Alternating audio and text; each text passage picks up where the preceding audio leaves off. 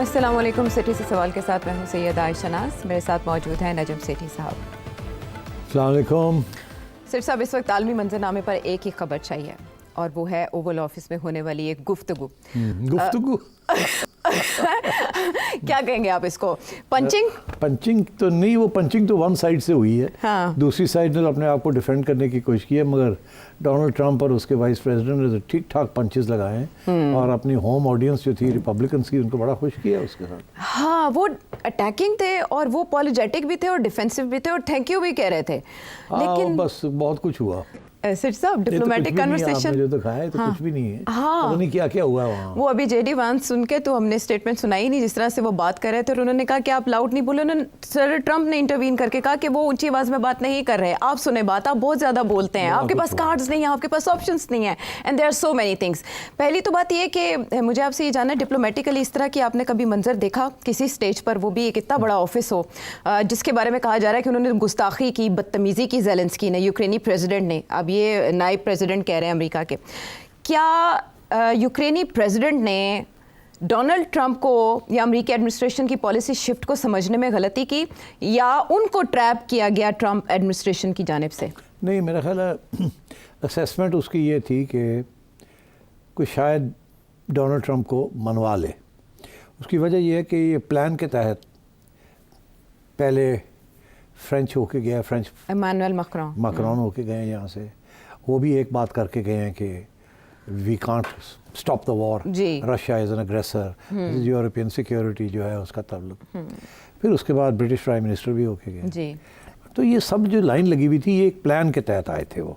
अच्छा। कि Donald Trump को पहले से ज़रा सॉफ्टन किया दिया जाए, फिर ज़ेलेंस्की जाए और उसको समझाए कि ऐसे मत करें, रातों रात इसको बंद नहीं किया जा सकता, हम बड़े हमारी सैक्रिफाइसेस है वगैरह वगैरह।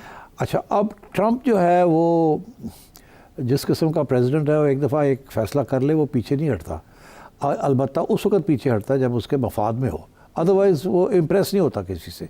और he is a bully also. मतलब है कि he throws his weight around कि अमेरिका है, we are the most powerful, हथियार हमारे हैं, सब हमारे पे डिपेंडेंट है। और फिर जाते जाते काफ़ी झूठ भी बोल जाता है जी। इसमें जो आज जो डिबेट कल चली है, हाँ। उसके अंदर भी 2-3 दफ़ा इसने गलत बयानियाँ की हैं। और वो फ्रेंच प्रेसिडेंट ने भी उसको रोकने की कोशिश की।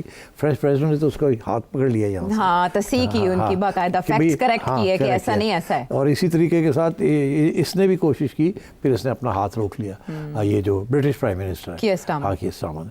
तो मतलब है कि तो डोनाल्ड ट्रंप सुनता नहीं किसी की बात, वो तो बस लगा हुआ था। और ये जो चीज़ है, ये जो उसने पब्लिक के अंदर उनको बुला के उसको और फिर प्रेस कॉन्फ्रेंस की है, ये तो ऐसी था कि वो चाहता था कि इसको सबके सामने झिड़कें दे और इसको सबके सामने शर्मिंदा करें। अच्छा। क्योंकि जो प्रेस कॉन्फ्रेंस बाकी लोगों के साथ हुई है, वहाँ इस किस्म की तू मैं नहीं थी। ये तो बिल्कुल जिसे कहते हैं ना, ट्रंप ने उसको बिल्कुल अटैक किया और उसने अपने आप को डिफेंड करते करते वो भी फिर बोला है। तो ये जिसकी वजह से सारा जो अमेरिका के अंदर जो इम्प्रेशन गया है वो ये गया है कि ये डोनाल्ड ट्रंप तो होस्ट है, उसको भी इतनी ऐसी बात नहीं करनी चाहिए थी, मगर ये कमज़ोर आदमी है, डिफेंसिव है, इसको अमेरिका की ज़रूरत है, और ये आर्ग्यू इसने क्यों किया, चुप कर जाता या और तरीके से बात करता। तो ये ज़ेलेंस्की के लिए ये अच्छा नहीं रहा। और फिर ये कि सारी मीटिंग्स उसके बाद कैंसिल हो गई, और वो जो एक डील करनी थी, रेयर अर्थ मिनरल्स की डील करनी थी, वो भी नहीं साइन की। फिर एक खाना था रात का, वो भी नहीं उसने अटेंड किया, सारा कुछ ही कैंसिल कर दिया उन्होंने। कहा गया कि यहाँ से जाए, हाँ, बेसिकली जाओ, निकलो, जब तैयार हो जाओगे अमन की बात करने तो फिर आ जाना, अभी जाओ, अभी कोई यहाँ तुम्हारी जगह नहीं है। यहाँ तक आयशा कि ये भी कहा कि अपोलोजाइज करो कि तुमने किस किस्म की बातें की और क्या की है, डिसरिस्पेक्टफुल रहे आप, तो माफी मांगे अमेरिकन प्रेसिडेंट। तो मतलब है कि ज़ेलेंस्की की तो जिसे कहते हैं, I don't think he expected कि ये उसके साथ होगा। मगर ये जो डोनाल्ड ट्रंप ने तो ये फैसला किया हुआ था, और जिन्होंने पंजाबी के ना पतलून लानी सी और उन्हें धमकी देनी सी, यू डू दिस और एल्स, और वो उसने कर दिया है। और पैगाम जो है वो सब पहुंच गया यूरोप को। वो जो हो गए हैं यहाँ से, उनको भी इस तरह समझाया होगा, मगर ऐसे नहीं। अब क्लियर हो गई है कि डोनाल्ड ट्रंप पीछे नहीं हटेगा, और उसने रूस की साइड लेनी है और उसने यूरोप की साइड नहीं लेनी। And I think this is very very significant. इसके बड़े रिपरकशंस होंगे, और मतलब है कि बहुत सी इश्यूज बनते हैं इसके। जैसे आपने 2 विजिट्स की बात की, फर्स्ट यूरोपियन लीडर थे इमैनुअल मैक्रोन जिन्होंने व्हाइट हाउस का विजिट किया डोनाल्ड ट्रंप के बाद, उसके बाद कियर स्टारमर आए तो यूँ लगा कि जैसे कन्विंस करने के लिए एक लाइन लगी जैसे आपने कहा।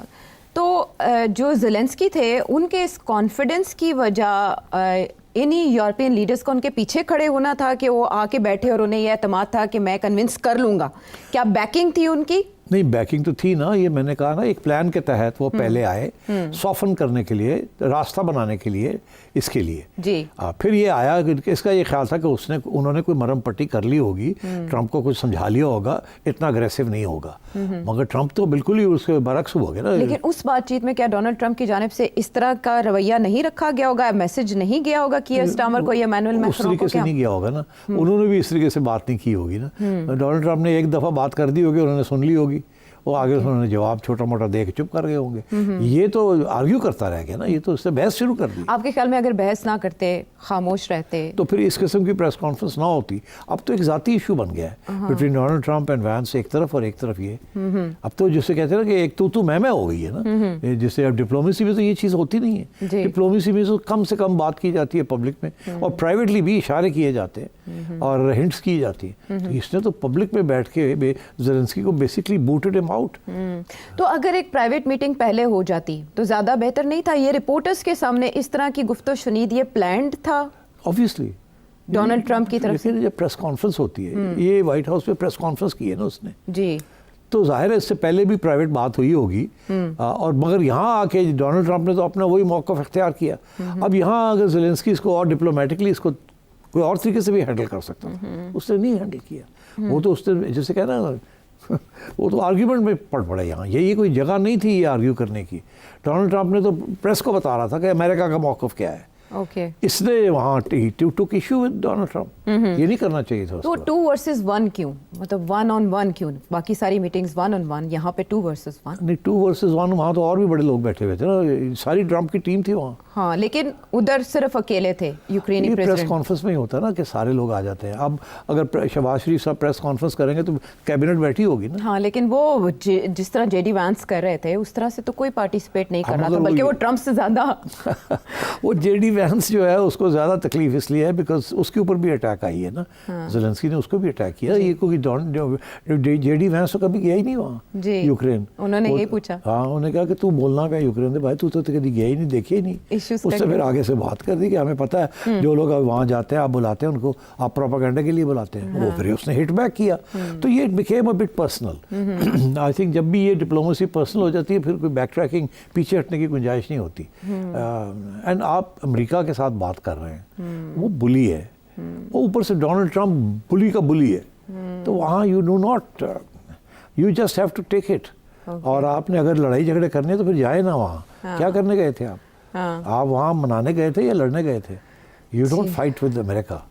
That is the thing. क्या यूक्रेन वापस रुजू करेगा, डोनाल्ड ट्रंप की तरफ वापस जाएगा, या अभी इनकी कंसल्टेशन इतवार को एक इजलास बुलाया गया और यूरोप के अलावा कोई ऑप्शन? देखिए आयशा, जो अंडरस्टैंडिंग थी ना जब इसको बुलाया था, अंडरस्टैंडिंग ये थी कि हमने वो रेयर अर्थ मिनरल्स का जो डील है वो हमने साइन करनी है और हमने यूक्रेन की बात नहीं करनी। ये इशारा कर दिया गया था पहले कि ये आप आ रहे हैं, हमने वो ड्राफ्ट तैयार किया हुआ है, वो आप ड्राफ्ट साइन करेंगे जी। उसके अंदर भी इसने आने से पहले ही ज़ेलेंस्की ने उसको खोल दिया। उसने कहा कि जी उस ड्राफ्ट के अंदर हमारी सिक्योरिटी गारंटीज़ का जो इशू है वो सही तरीके से हैंडल नहीं किया गया। अभी वही ज़रूरत नहीं थी ये कहने की। अगर ये कहते भी तो जब मीटिंग होती और ड्राफ्ट के ऊपर डिस्कशन इनसाइड होती तो वहाँ कहते। और जब इसने ये बयान दे दिया कि उसके अंदर हमारे लिए सिक्योरिटी गारंटीज़ नहीं है, हमने ड्राफ्ट पढ़ा है, कहता है अभी शुरू नहीं हुई डिस्कशन, पहले से ही बयान आ गया, हमने ड्राफ्ट पढ़ लिया, अमेरिका ने हमें भेजा था और उससे हमारी सिक्योरिटी गारंटीज़ की बात नहीं है तो इसके ऊपर बहस होगी। ये नहीं करना चाहिए था ना। फिर उसके ऊपर फिर डोनाल्ड ट्रंप ने जवाब दे दिया। उसने कहा तुम्हें और क्या कौन सी सिक्योरिटी गारंटी चाहिए? जब अमेरिका अपने पैसे लगाएगा वहाँ तो इससे बड़ी सिक्योरिटी गारंटी क्या हो सकती है? तो ये बात अभी शुरू नहीं हुई ऑफिशियली या फॉर्मली, तो पब्लिक के अंदर दोनों ने अपने मौक़िफ़ जो है वो पेश कर दिए और इन सॉर्ट ऑफ तू मैं sort of format. Again Zelensky is known to be a bit of वो है यू नो उसकी जो रेपुटेशन है इज़ नॉट गुड।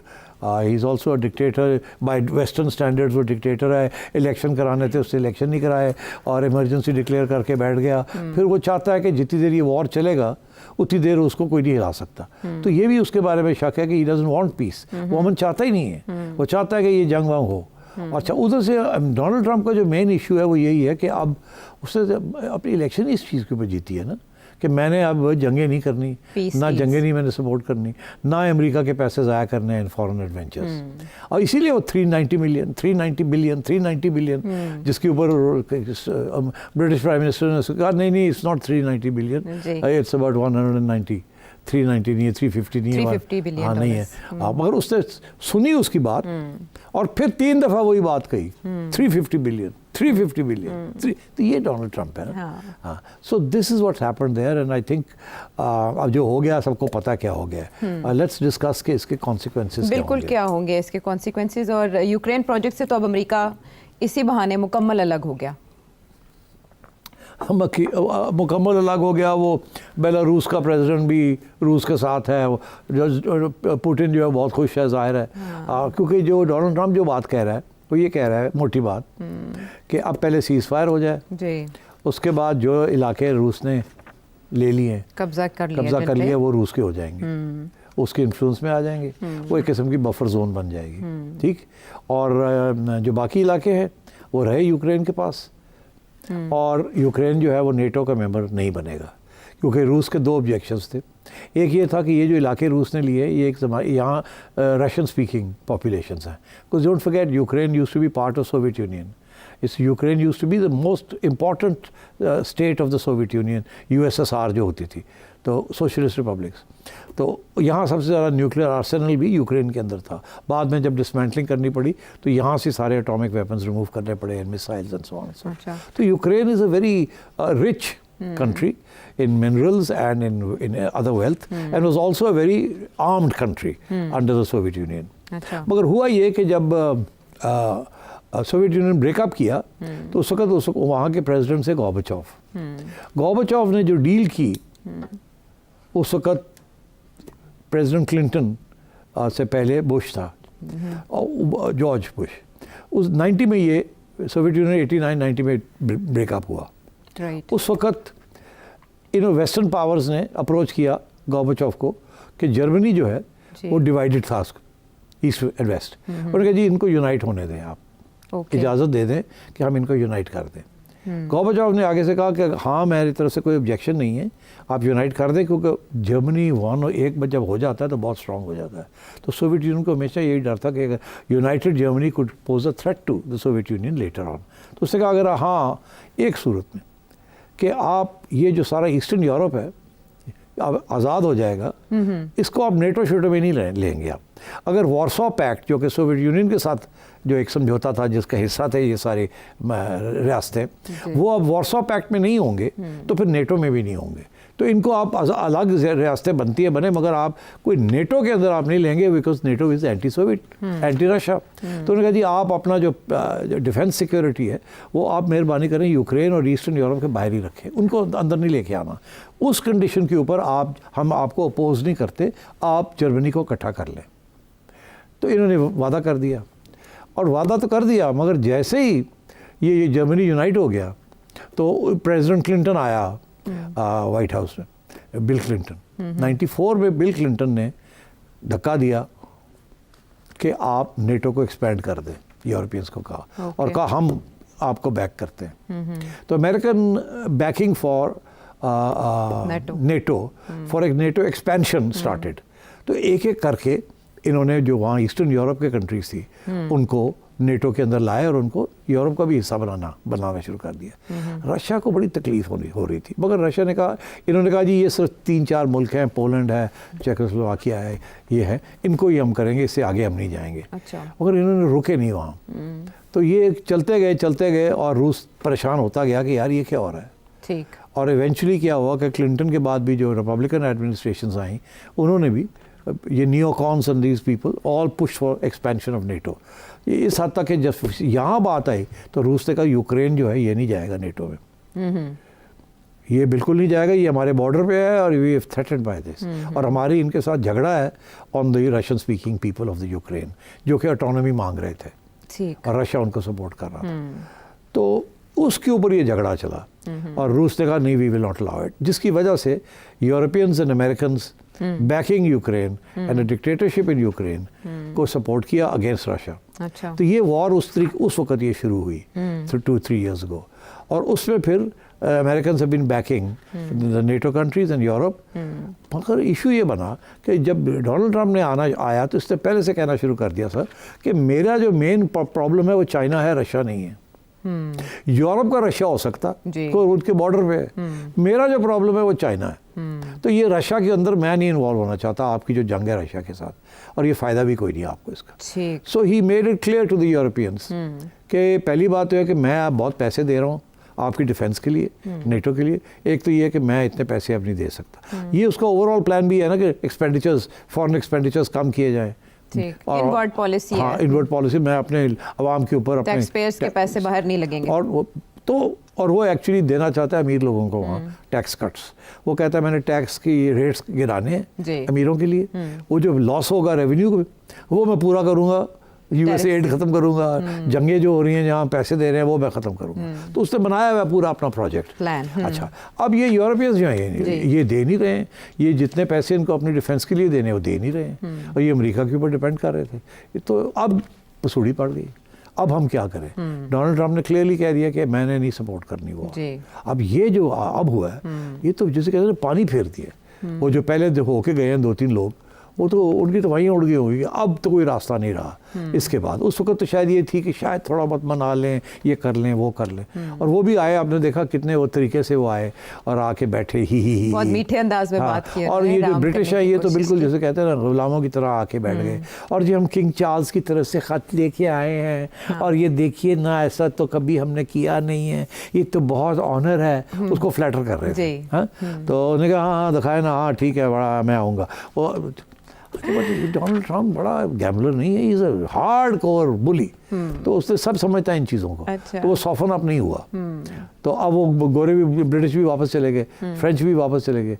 अब ये साहब आए हैं, उन्होंने इसकी ब्रीफिंग कर दी होगी, मगर ये भी तो एक बड़ा इम्पेचुअस, जल्दबाज और लड़ाकू। अच्छा, जिसकी वजह से उससे पूछा तुमने सूट क्यों नहीं पहना? इतनी फॉर्मल ओकेजन है तो सूट तो पहनना चाहिए था। तो उन्होंने प्रोटोकॉल ही फॉलो नहीं किया, मिलिट्री सूट पहन के वो जाते हैं हर जगह। दिखाता है ना कि मैं जंग की सूरत में हूँ, मैं जंग में हूँ। हाँ, मैं जंग में हूँ, तो मैं आई नीड योर सपोर्ट। और ये रूस जो है ये खा जाएगा सबको, वो ये ड्रामे करता है। अच्छा, तो ये इस किस्म की वजह थी। एंड आई थिंक ये डिलिबरेटली सारा कुछ किया है, इन्होंने तैयारी की, मगर डोनाल्ड ट्रम्प ने इनकी बात नहीं सुनी। और बात क्या नहीं सुनी, उसने पब्लिक के अंदर इस मामले को ख़त्म ही कर दिया कि अब डिप्लोमेसी की कोई ज़रूरत नहीं है। तो आई think this is the big thing. अब यूरोपियंस जो हैं, इशू ये है कि वो अब क्या करेंगे, किधर जाएंगे और आगे क्या होगा। तो रशिया में इसको कैसे परसीव किया गया? वो तो खुशियों में मर रहे हो, तो वो कोकेन क्लाउन्स फेस। और उन्होंने बाकायदा तबसरों में ये भी कहा गया कि पता नहीं डोनाल्ड ट्रम्प ने कैसे रोका खुद को स्लैप करने से कि उसके मुंह पे थप्पड़ लगा देते। इस तरह की बातें हो रही हैं। मैं तो एक्चुअली डोनाल्ड ट्रम्प तो रिपीट करता रहा अपने आप को कि तुम्हारे पत्ते नहीं है, तुम क्या खेलोगे, तुम जी हार गए हो, अब क्यों तुम जिद कर रहे हो, नहीं तुम। वो जेडी वैंस तो उसको जो वाइस प्रेसिडेंट है उसको क्यों दी हुई थी कि मैं इस हद तक नहीं जाऊंगा, तुम पढ़ जाना उसे। ऐसे होता है। वो बैठा भी वहीं था, उसको बैठाया गया था और कहा था इसको तुम पढ़ जाना। क्योंकि वो प्रेसिडेंट अगर उस किस्म की बात करता तो फिर लोगों ने उसकी भी तनकीद होती। वाइस प्रेसिडेंट तो ठीक है, नाइदर हियर नॉर देयर, उससे बात करवा दी बैठा के। हाँ, वो अपने अगले पंजों में बैठे हुए थे जेडी वैंस। बॉडी लैंग्वेज ही बता रही थी कि उनका पूरा मूड ये है कि ज़ेलेंस्की यहाँ पे कपड़ों के साथ ना जाए वापस, बाकायदा सब कुछ सरेंडर करके जाए। ये प्लान था फ्रॉम द अमेरिकन्स, उन्होंने प्लान किया हुआ था। ये साहब है, इनको समझ ही नहीं आई कि किस ट्रैप में ये फंस गए हैं और क्या इनको किस तरीके से उसको टैकल करना है। ये उसको ये नॉर्मली थिंकिंग कि ये तो स्पॉन्टेनियस बात हो रही है और मैं तो, मगर वो तो सारा मीडिया जो था वहाँ, they were all on Trump side because nobody wants war. America के अंदर भी एक ये है ना कि अब डोनाल्ड ट्रंप की ये इलेक्शन कैंपेन थी कि मैंने जंग नहीं करनी और ना ही मैंने इन्वॉल्व होना है। और वो लोग यही वहाँ तो यही है ना कि जी जो आपकी इलेक्शन कैंपेन है उसके ऊपर आप अमल करें। जी, जो तो ये तो कह रहा है, मैंने तो कब कह दिया था, मैं तो अमल कर रहा हूँ। And so I think this has been a bad signal for Europe. Zelensky survive करता है या नहीं करता, मेरा ख्याल है मुश्किल हो जाएगा सर्वाइव करना।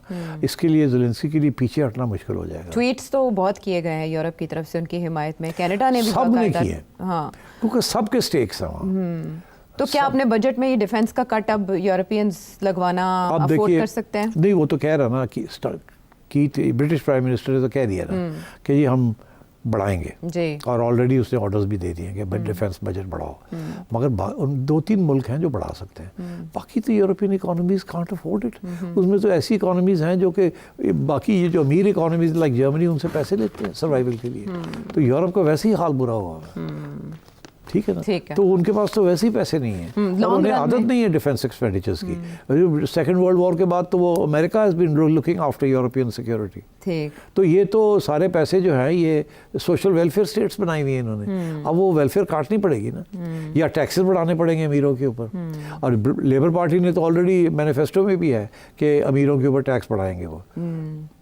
अमेरिका के अंदर अगर अमीरों के ऊपर टैक्स गिराया जा रहा है, यहाँ सेमी सोशलिस्ट पार्टी आई है, अब उसको डिफेंस पे भी पैसे डालने पड़ेंगे, जो कि वो यकीन नहीं रखते। उनकी हमेशा ये पॉलिसी थी कि डिफेंस पे पैसे रखने की जरूरत, अब उनको डालने पड़ेंगे। विद द रिजल्ट के जो सोशल सर्विसेज हैं, जो वेलफेयर स्टेट की सर्विसेज हैं, वहाँ पैसे कम करने पड़ेंगे और अमीरों के ऊपर टैक्स और लगाना पड़ेगा। इनकम्स जो हैं उनको फ्रीज करना पड़ेगा वर्किंग क्लास की। तो अच्छे खासे रेडिकल किस्म की चीज़ें इनकी डोमेस्टिक इकोनॉमीज़ में इनको कदम उठाने पड़ेंगे। और सिर्फ बरतानिया नहीं, सारे यूरोपियन कंट्रीज़ के अंदर हलचल होगी और काफ़ी गड़बड़ होगी, बिकॉज ये छोटा अमाउंट नहीं है ना।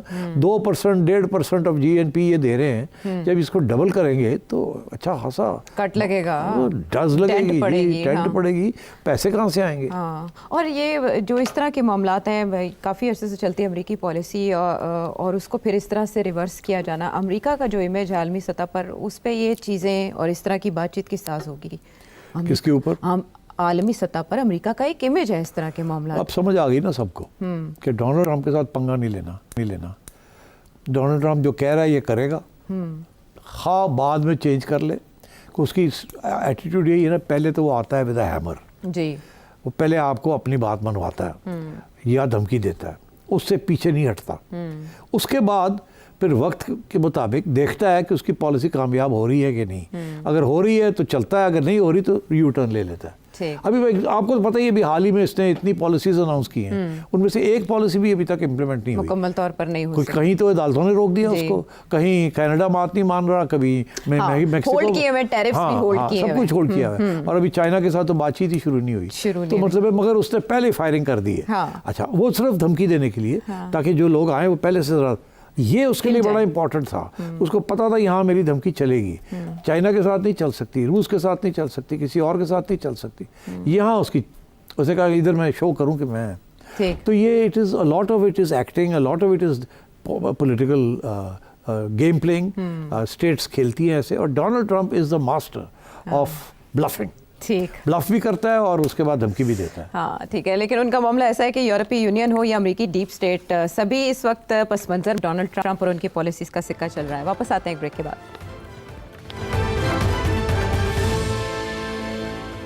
Welcome back to the show. बात हो रही है यूक्रेनी प्रेसिडेंट और अमेरिकन प्रेसिडेंट की आपस की चपकलिश की, जिसके बाद ऐसे लगता है कि दोनों ने एक दूसरे के लिए दरवाजे बंद कर दिए। और डोनाल्ड ट्रंप ने इस गुफ्तगू में कह दिया था कि हम पीस चाहते हैं, बुलेट्स रुके वहाँ पर चलने, आपके लोग मरने रुकें। लेकिन दूसरी तरफ से उस तरह से डिफेंस वो अपने मौक़िफ़ का कर नहीं पाए। तो सेठी साहब, अब शॉर्ट टर्म में क्या होगा फौरी तौर पर? यूरोपियन कह तो रहे हैं कि वो बैक करेंगे, वो एक इजलास भी मुनक्किद करने जा रहे हैं, यूरोप का एक मोमेंट है, उन्होंने डिसाइड करना है, बट उनके पास अभी अमेरिकन सपोर्ट के बगैर चलना आसान तो नहीं होगा। नहीं, हो ही नहीं सकता। उसने अब सारे एम्यूनेशन बंद कर देनी है, जहाज़ बंद कर देने हैं, रॉकेट्स देने बंद कर देने हैं, और हफ्ते 10 दिन के अंदर यूक्रेन की जो वॉर एफर्ट है वो बिल्कुल अपनी गिर जाएगी वो। एंड रशिया को भी पता है इस बात का। तो अब चॉइस नहीं है यूरोपियंस के पास। उनके पास लॉन्ग टर्म का तो वो सोच सकते हैं कि उनकी अपनी डिफेंस इंडस्ट्री को जी, अपनी टेक और डिफेंस को बढ़ाना उसको और वो सब कुछ करना तो साल लग जाएगा। तो उतनी देर में तो फारग हो जाएगा। Russia will continue to make inroads.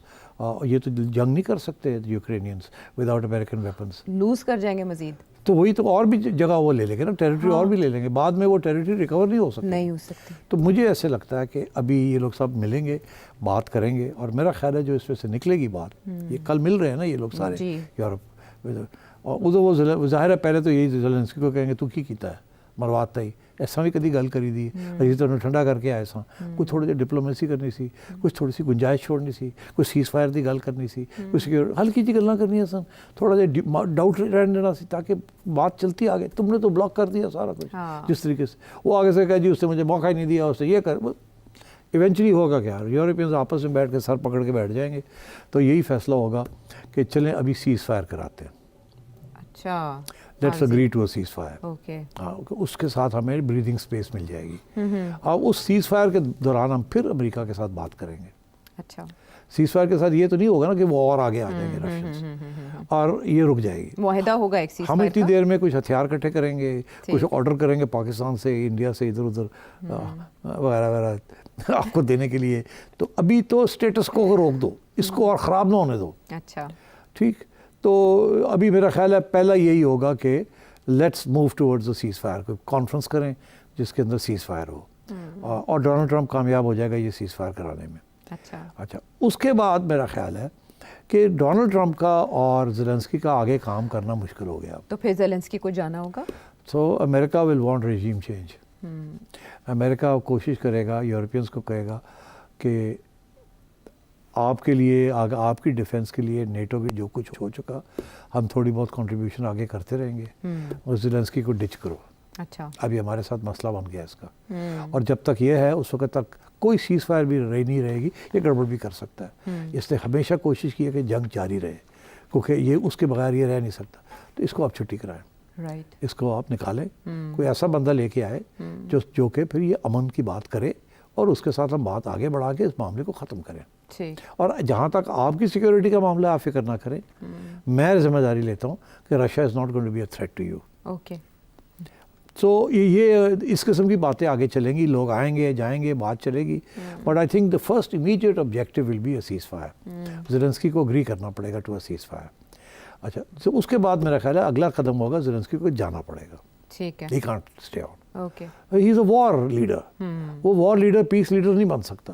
और जिस तरीके से उसने वॉर को प्रोसिक्यूट किया, तो वो तो बिल्कुल ऐसे लगता है कि हर स्टेज पे वो साबोटाज करेगा। सो डोनाल्ड ट्रंप विल इंसिस्ट कि बहुत हो गया इनको कटो, और उसको जाना पड़ेगा। फिर वहाँ ऐसे एक बंदा आना पड़ेगा, हो सकता है सीज़ फायर हो जाए, फिर वहाँ इलेक्शंस हों, फिर एक जमहूरी बंदा आए जो कि डोनाल्ड ट्रंप के साथ काम कर सके, यूरोपियंस सपोर्ट मिले उसे for a settlement with Russia. और वो सेटलमेंट वही होगी जो डोनाल्ड ट्रंप कह रहा है कि ये जो इलाके हैं जो रूस ने ले लिए हैं, ये चार रीजन्स हैं टू द साउथ, जो कि रशियन स्पीकिंग रीजन्स हैं। ये they will become parts of Russia. ये एक किस्म के जब्त हो जाएंगे, इनको ऑटोनोमस कर दिया जाएगा, but they will be under Russian influence, और बाकी जो है ये रह जाएंगे जो इनके पास है, और ये एक किस्म की न्यूट्रल जोन बन जाएगी। अच्छा, ये it not be part of NATO, will not be hostile to Russia, will not be hostile to Europe, but एक किस्म की न्यूट्रल कंट्री बन जाएगी। अच्छा, तो इसको उसी बफर जोन के तौर पे इसको इस्तेमाल किया जाएगा।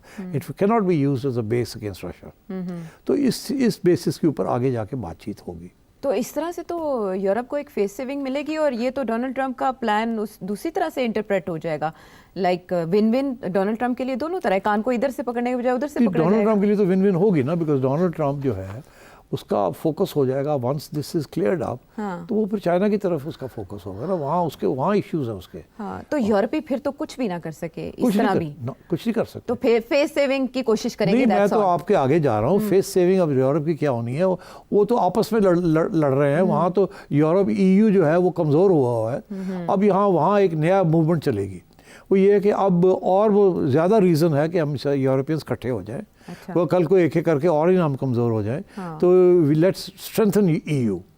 मगर वहाँ यूरोप के अंदर जो मूवमेंट चल रही हैं वो इसके बरक्स चल रही हैं। ये है वो डेमोक्रेटिक फोर्सेस जो चाहती हैं कि यूरोप जो है स्ट्रॉन्ग रहे, मगर जो नॉन डेमोक्रेटिक फोर्सेस हैं जो आजकल फार राइट जिसे कहते हैं, जी। जो कि नॉक कर रही है, अभी मेजॉरिटी नहीं मिली मगर इलेक्शन में बढ़ते जा रहे हैं, एलन मस्क वो सारे कहते हैं कि हमें अब यूरोप की जरूरत नहीं, हम अपने अपने मुल्क के नेशनलिज्म चलाएंगे, इनवर्ड पॉलिसी उधर भी।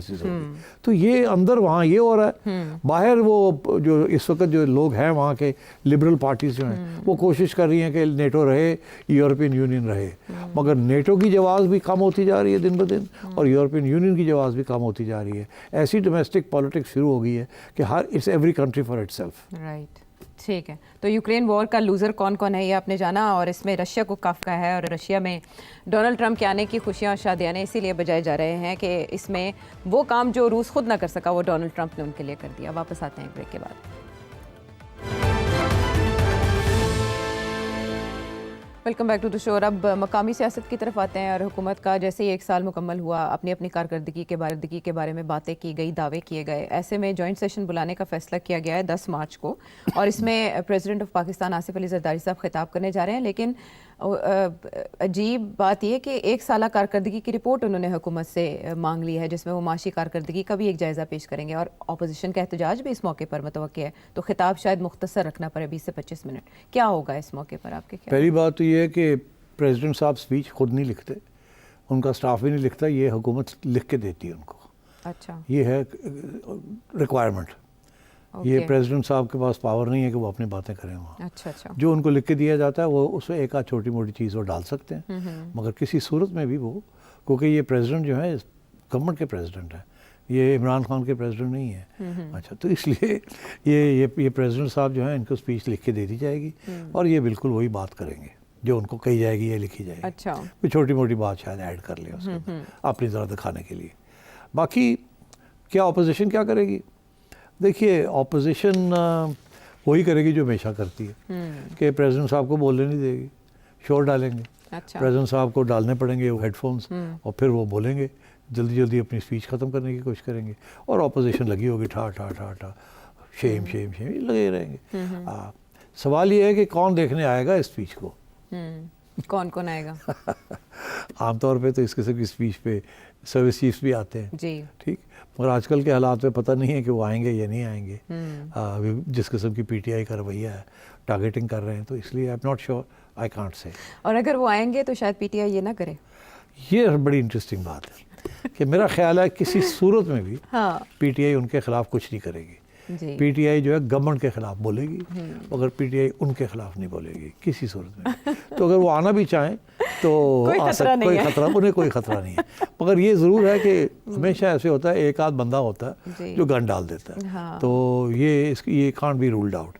तो इसलिए मैं नहीं कह सकता कि सर्विस चीफ्स आएंगे या नहीं आएंगे। अलबत्ता अगर आएंगे तो सारे आएंगे, अगर नहीं आएंगे तो कोई नहीं आएगा। ठीक है, चलें, यह है पेशगोई। अब वो पेशगोई या वो सर्वे जो ताज़ा हुआ है, हाँ, 70% Pakistani according to this survey समझते हैं कि पाकिस्तान की जो हुकूमत है और जो मुल्क है और जिस गलत पटड़ी पे चढ़ पड़ा है। मगर ये तो हो गया कि मेजॉरिटी ये समझते हैं, मगर इसके साथ साथ एक और भी स्टेटिस्टिक है, वो ये है कि इससे पहले 6 माह पहले इससे ज़्यादा समझते थे, अब कम हो गए। जैसे मतलब पहले 80% समझते थे कि आप गलत रास्ते पे चले हुए हैं, तो अब 70 पे आ गया। अच्छा। तो एक तरफ अभी भी मेजॉरिटी जो है वो समझती है कि ठीक नहीं है हालात, मगर फिर वो मेजॉरिटी कम होती जा रही है। तो इसको दो तरीके से देखा जा सकता है। एक ये कि अभी भी ये गवर्नमेंट की पॉपुलैरिटी बड़ी ज़ीरो है, 70% इसके नहीं समझते हैं, मगर पहले 80 थे, अब 70 हो गए। तो शायद 1 साल के बाद ये 50 पे आ जाए, यानी बेहतरी की तरफ जा रहा है, यानी बेहतरी की तरफ जा रही है। हालांकि अभी भी हालात ख़राब है। हाँ। इसी तरीके के साथ उनका ये कहना है कि इतनी बड़ी बात भी नहीं है कि 70% लोग जो हैं वो समझते हैं कि गलत रास्ते पे हमारा मुल्क जा रहा है। वो उनका ये कहना है, ये सर्वे वालों का, कि अगर ग्लोबल सारी दुनिया का एक मॉडल बनाया जाए तो वहाँ भी 60-65%, 63-65% जो लोग हैं वो भी ये समझते हैं हर मुल्क में ही कि हमारा मुल्क गलत तरीके से जा रहा है। ये ग्लोबल एवरेज ले ली उन्होंने, कहीं पॉजिटिव है कहीं negative, but on the whole people are not happy with the way the world is going. ठीक, तो ये इस किस्म की बात भी आ गई है। ये कहने का ये मतलब है सर्वे में कि सिर्फ हम ही नहीं हैं जो खुश नहीं है, और बाकी दुनिया में भी लोग खुश नहीं हैं कि दुनिया किस तरफ जा रही है। लेकिन हुकूमत जो बताती है कि माली हालात बेहतर हुए हैं, ये करंट इकोनॉमिक स्टेट को तो वीक ही परसीव कर रहे हैं। 3 में से 2 पाकिस्तानी। हाँ सही तो है। इसका मतलब है गवर्नमेंट जो भी बताने की कोशिश कर रही है लोग उसको बाय नहीं कर रहे, यकीन नहीं कर रहे। नहीं, ऐसे नहीं है। सर्वे में ये कहा गया है वही बात कि अभी भी 3 में से 2 लोग जो हैं वो समझते हैं कि मईशत इम्प्रूव नहीं कर रही, हालात ख़राब हैं, ये है वो है। मगर उनका ये कहना है सर्वे वालों का कि अभी तो 3 में से 2 है ना, पहले 3 में से 2.5 थे।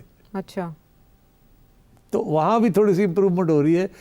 आप समझ रहे हैं? ओके ओके, कि पहले ज़्यादा थे लोग जो समझते थे, अब कम हो गए हैं, मगर अभी भी मेजॉरिटी में लोग ऐसे ही समझते हैं। तो अगर गवर्नमेंट इसको इंटरप्रेट करेगी तो गवर्नमेंट ये कहेगी कि जी हमारे हालात बेहतर हो रहे हैं, पहले बहुत ख़राब थे, अभी भी ख़राब है हमारे लिए, मगर थोड़े से बेहतर हुए हैं। और अब अपोजिशन देखेगी, वो कहेगी अभी भी मेजॉरिटी जो है आपके खिलाफ है, आप क्या कर रहे हैं।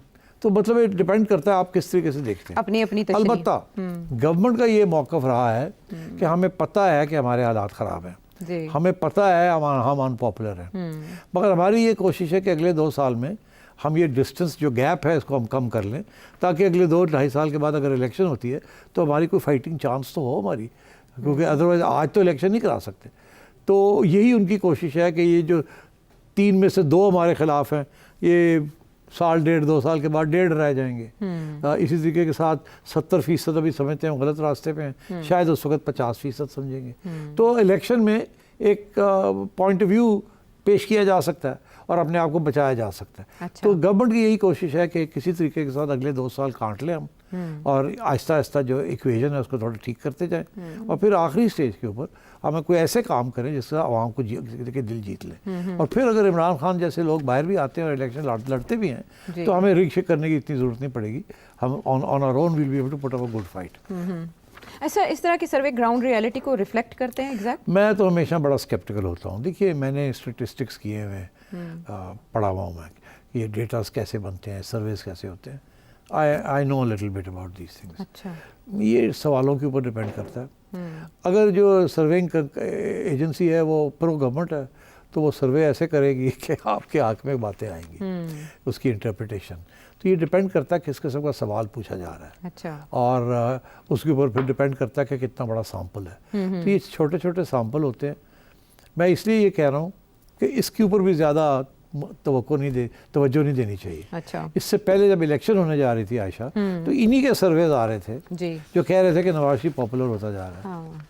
हमने यहाँ बैठ कर डिस्कस किया था कि इप्सोस वाले कह रहे हैं कि नवाज शरीफ अब 55% पे आ गया है, अब इतने पे आ गया है, अब इमरान की पॉपुलैरिटी गिरती जा रही है। हालांकि ग्राउंड सिचुएशन ये थी कि हमें लोग जो ज़मीन पे बैठे हुए हैं, जो देख रहे हैं दिन के हालात क्या हैं, वो हमें कोई बात नहीं है। इमरान बड़ा पॉपुलर है, ये बड़े अनपॉपुलर है, इनको इनका घास नहीं, ये नहीं कट रहा। तो मगर वो सर्वे कहता था कि नहीं, दिन ब दिन इमरान नवाज शरीफ की पोजीशन इंप्रूव हो रही होती जा रही है। जैसे यहाँ कह रहे हैं गवर्नमेंट की पोजीशन ख़राब है मगर इंप्रूव हो रही है। हाँ, ऑप्टिमिज्म बढ़ रहा है। तो उस वक्त भी यही इसी किस्म की बातें हो रही थी। जब इलेक्शन आया तो पता चला गली कुछ हो रही। हाँ। तो इसलिए मैं समझता हूँ we should not pay too much attention to these, but we have to discuss figures कुछ ना कुछ तो रिफ्लेक्ट कर ही रहे होते हैं। और फिर इस तरह की तशरीह है, इसमें इस तरह की डिटेल्स हैं कि हुकूमत या अपोजिशन अपनी अपनी मर्जी के मानी उसको पहना सकती हैं। हमारे पास अभी वक्त कुछ बाकी है, तो इसका फ़ायदा उठाते हुए हम नेदरलैंड से रज़ीउद्दीन साहब का सवाल शामिल कर लेते हैं। आपने कुछ पिछले प्रोग्राम में जिक्र भी किया कि अब जैसे शाहिद खाकान अब्बासी या कोई और अपॉर्चुनिटी बना सकते हैं, एक थर्ड पार्टी, एक PTI या PMLN के अलावा एक ऑप्शन। आपको क्या लगता है कि करंट हालात में क्या ये पॉसिबल भी है, कबूलियत और मकबूलियत जो है दोनों को बैलेंस करके चलना? क्योंकि हमें तो ये लग रहा है कि अब दोनों चीज़ें इतनी डाइवर्जेंट हैं, इतनी पोलराइजेशन है कि जो पावर सर्कल्स के करीब होगा उसको आवाम में बिल्कुल एक्सेप्टेबिलिटी मुश्किल से मिलेगी, और जो पावर सर्कल के अगेंस्ट जाने की कोशिश करेगा उसके लिए तो इस वक्त space political, at least power politics में तो हम देखते हैं कि बिल्कुल जीरो हुई हुई है। तो कबूलियत और मकबूलियत का बैलेंस करना प्रैक्टिकली किसी भी पॉलिटिशियन के लिए इस वक्त पॉसिबल है, और उस साइड पे स्पेस बनाना पॉसिबल भी है? हमें तो बिल्कुल इम्पॉसिबल लग रहा है। सर आपकी क्या राय है इस बारे में? सही कह रहे हैं, इस वक्त तो कोई चांस नहीं है। पॉपुलैरिटी जो है वो तो इमरान खान की है और मकबूलियत भी उसी के साथ साथ है, मगर जो पावरफुल क्वार्टर्स हैं वो मकबूलियत को तस्लीम नहीं करते। और जो इस वक्त हुकूमत है PDM की, वो भी नहीं एक्सेप्ट करती उसको। तो एक किस्म का क्लैश है ये कि आवाम कुछ चाहती है मगर जो रियासत के इदारे हैं और जो रियासत के साथी हैं इस वक्त वो नहीं चाहते ये। तो अब आई बात थर्ड फोर्स की। थर्ड फोर्स इस सूरत में मुझे नहीं नज़र आ रही, क्योंकि या तो होता ना कि कोई ऐसी थर्ड फोर्स पहले से होती जो कि विंग्स में बैठी होती, या कोई फॉरवर्ड ब्लॉक्स बने हुए होते या इस किस्म की कोई सूरत हाल होती, वो तो है नहीं। पीटीआई जो है यूनाइटेड है अभी भी, लोग नहीं टूटे और कोई फॉरवर्ड ब्लॉक्स नहीं बने। खान साहब सॉलिडली इन कंट्रोल है और अभी इम्कान भी नहीं है उनका बाहर आने का। हालांकि मेरा ये ख्याल था कि वो ये 3 माह के अंदर अंदर कोई यू टर्न लेंगे और अपने लिए स्पेस क्रिएट करेंगे, क्योंकि स्पेस क्रिएट करने के बगैर बात आगे नहीं बढ़ सकती और वो स्पेस क्रिएट करनी पड़ती है। तारीख़ में हर सियासी जमात जो आउट हो जाती है उस अपने लिए स्पेस क्रिएट करती है, स्पेस क्रिएट करके अंदर आती है, अंदर आके फिर अपने लिए और स्पेस क्रिएट करती। मगर यहाँ तो ऐसी सूरत हाल है नहीं, तो ये तो इस वक्त डेडलॉक है एक किस्म का। अब ये डेडलॉक 2 सूरतों में ख़त्म हो सकता है। एक तो ये कि जो मकबूलियत है इमरान खान की और पीटीआई की, या तो वो कम हो जाए, कोई इनसे ऐसी गलती हो या गलतियाँ हो या डिविजन्स हो जाएं कि वो लोगों की जो इसकी पॉपुलैरिटी है वो कम हो जाए। और दूसरा ये कि खान साहब ख़ुद कोई इस किस्म की डील की तरफ आगे बढ़े जिसके साथ इस्टेब्लिशमेंट के अंदर इनकी एक्सेप्टेबिलिटी हो जाए और कोई एश्योरेंसेस हो जाए। तो मुझे दोनों चीज़ें आप सही कह रहे हैं नज़र इस वक्त नहीं आ रही। मेरी उम्मीद थी कि पॉपुलैरिटी तो रहेगी इनकी, मगर मकबूलियत तो रहेगी, तो मगर एक्सेप्टेंस जो है वो शायद ये ख़ुद क्रिएट कर ले, जैसे बाकी सियासी जमातों ने तारीख़ में की है। जब वो बाहर निकाले जाते हैं तो वापसी के लिए वो फिर बनाते हैं अपने लिए स्पेस। खान साहब ने अभी तक सही कोशिश नहीं की है और जब भी वो छोटी मोटी कोशिश करते हैं और वो नाकाम होती है, जो कि इनेविटेबल है, इतनी जल्दी ये काम नहीं होते, और वो फिर फ्रस्ट्रेट हो जाते हैं, फिर धमकियाँ देना शुरू कर देते हैं और उसके साथ और मामले जो है बिगड़ जाते हैं। तो अभी तक तो वही बात है, इनस्यूपरेबल फोर्स एंड इमूवेबल ऑब्जेक्ट। मगर मैं फिर से ये कहूँगा, अंग्रेज़ी का मुहावरा है ना, the ball is in the court of Imran Khan. तो मतलब ये है कि जैसे टेनिस के अंदर जब एक टेनिस प्लेयर के बॉल उसके डी के अंदर आता है या कोर्ट के अंदर आता है तो वो आगे से स्मैश कर सकता है, लॉब कर सकता है, वापस फेंक सकता है, कट कर, बहुत कुछ कर सकता है। तो अब वही कहते हैं कि गेंद अब इमरान खान के कोर्ट में है, वो क्या करता है, लॉब करता है, सर्विस करता है, आउट मार देता है, अंदर करता है, ड्रॉप बॉल करता है, क्या करता है, खान साहब हैज़ टू टेक डिसीजन। ठीक है, तो पॉसिबिलिटी सिर्फ इमरान खान साहब के लिए। सब ऑस्ट्रेलिया से इम्तियाज़ ह्यूस्टन से लुकमान सिद्दीक अटक से आपके सवाल भी शामिल करने थे, लेकिन अगले प्रोग्राम तक उठा रखेंगे। अगले प्रोग्राम तक के लिए मिलने के बाद